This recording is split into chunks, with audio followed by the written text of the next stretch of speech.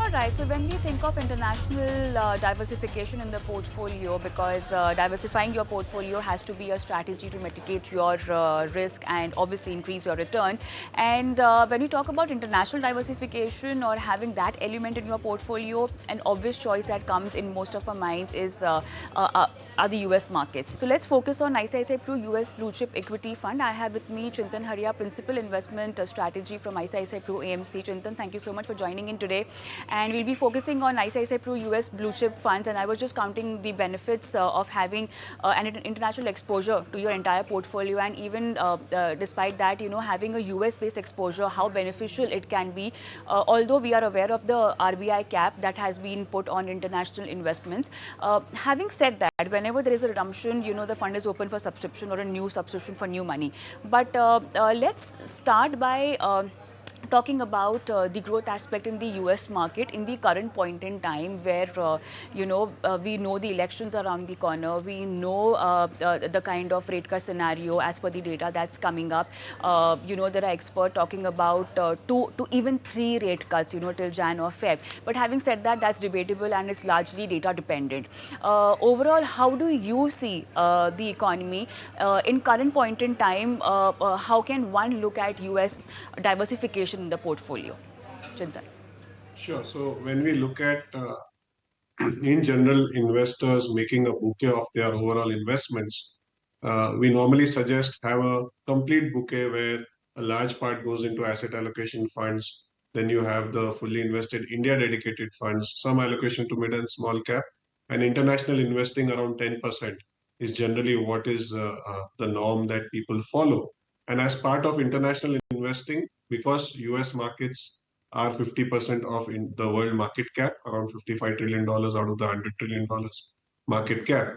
US is the favored investment where mostly all the companies of the world, even if a company is based in China, say they may have an ADR in US. So US does give an opportunity for access to virtually everything that one would want to invest across the world, across all the sectors, and hence back in 2012, we launched the ICICI Prudential US Blue Chip Fund because at that point of time, US had gone through the post-global financial crisis downturn, and it was one of the better investments. Now, if we look at it, of course, after 12 years of uptick, there has been some level of economic growth that US has already seen, and probably it is maturing enough right now to suggest that there is a slowdown which is imminent around the US election time or afterwards. Now, there are so many data points which keep coming out of US, but the latest data point, if we look at it, it does not look like a very bad picture as far as US is concerned. At the same time, it does not give us too much of upside hope in terms of the GDP growth in US. So, as an allocation, yes, US should be an allocation, but in a differentiated product, and that's where the ICICI Prudential US Blue Chip Fund, as and when it opens, of course, right now you mentioned it is not open for subscription because of the RBI caps.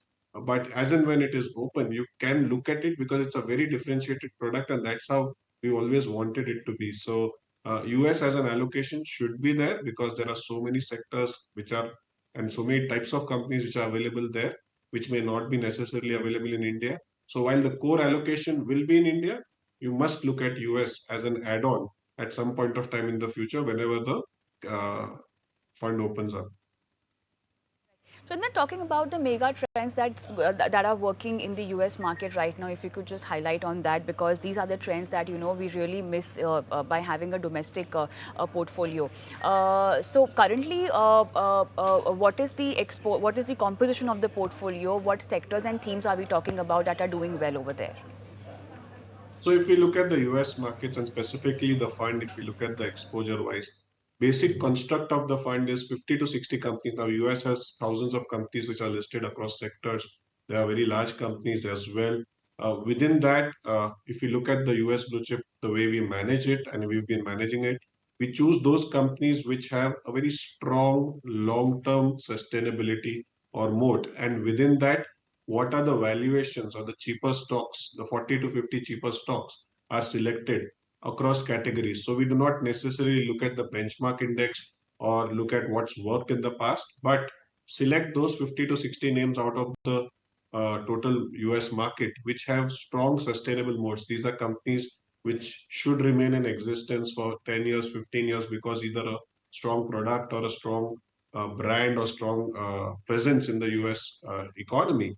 And if we look at those companies which are relatively cheaper among these companies, we are able to build a portfolio which valuation wise is also not that expensive. If we look at the construct today, it is majorly into consumer facing, because if you look at the US market, almost 70 to 80% of the US GDP is basically uh, dependent on the US consumer. And so if you look at even the stocks or the portfolio as it stands right now, 24% roughly is in healthcare, about 20% is in industrials. There is technology, but it is only limited to about 16 to 17%. So unlike the US broad market indices where technology has become 35-40% of the indices in US, the US blue chip fund which we are managing has about 16 to 17% in technology. And the good part is that the portfolio is well diversified. So you have the topmost holding having only about 2.5 to 2.7%. It's a diversified portfolio, and the top 10 concentration is only 25%. Versus if you look at the broad market US indices, the top 10 concentration is 50%. So sectorally, it's a good mix of healthcare, consumer, be it discretionary and non-discretionary, and technology also. So good 20% across these names. Finance is a very low part of the portfolio, unlike in India where finance is 30% of a general diversified portfolio.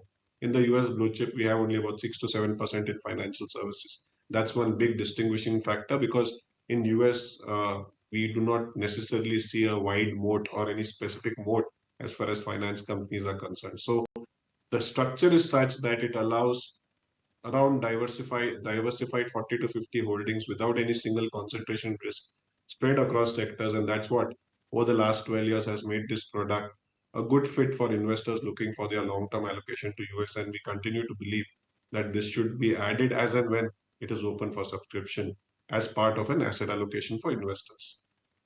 Sure, sure. Chintan, one last question, and I know you cannot talk about return expectations, but then having said that, because we are talking about an international exposure through US markets, this has to be a long-term bet. What should be your long-term average return expectation? Looking at the double-digit returns right now that we are getting, how should one strategize in terms of having approximate returns in this kind of investment diversification strategy?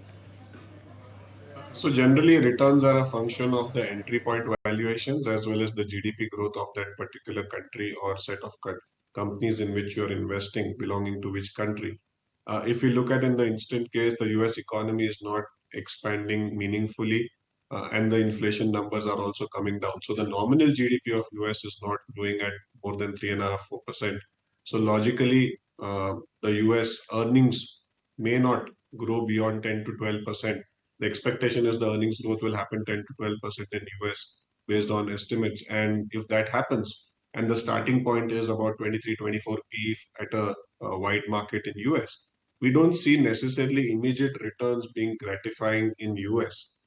India is probably a better destination as far as investment is concerned because of the GDP growth of 6 to 7% and the nominal GDP growth of 11%.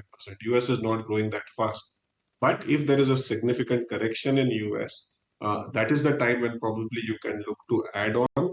And the expectation, like you said, should be of maybe double-digit returns from an entry point, which is much cheaper. Currently, the entry point is not cheap as far as US is concerned, and hence expectation of double-digit return may not be there. Although none of us can predict returns, but the fact remains the entry point should be such that it gives you enough cushion. And currently at 23 to 24 times. At least the broad market indices in US don't have that kind of cushion. India probably with a similar growth profile is available at a cheaper, slightly cheaper valuation, and with probably better growth opportunities given our size is only about $4 trillion of economic size, while US is much higher in economic size. So currently, I would say in terms of economic cycle, India is in a much better shape, while US probably has to go through a grind, and maybe in the next 12 to 24 months, investors may get an opportunity to enter US, from which point of time, they may get a better return experience. All right. I do have a lot more aspects of this particular investment strategy to discuss with you, but then unfortunately, Chintan, my time is up. Thank you so much for taking time out and being a part of this interaction today. Thank you. If you like this video, then like, share and subscribe to ET Now.